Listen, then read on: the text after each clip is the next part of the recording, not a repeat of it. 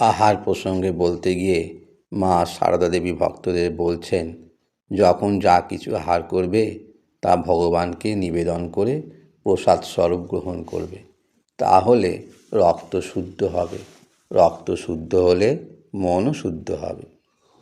আদ্যশ্রাদ্ধের অন্ন খেতে নেই, ভক্তির বড় হানি হয়। বরং অন্য শ্রাদ্ধের অন্ন খাবে, ভগবানকে দিয়ে খাবে। অপ্রসাদী অন্ন খেতে নেই।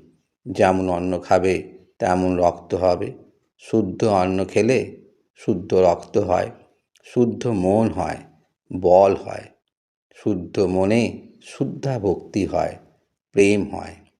শ্রাদ্ধে গিয়ে কাজকর্ম দেখবে, খাটবে, যেন তারা কিছু মনে করতে না পারে। কিন্তু সেদিনটা কোনো রকম করে খাওয়াটা এড়াতে চেষ্টা করবে।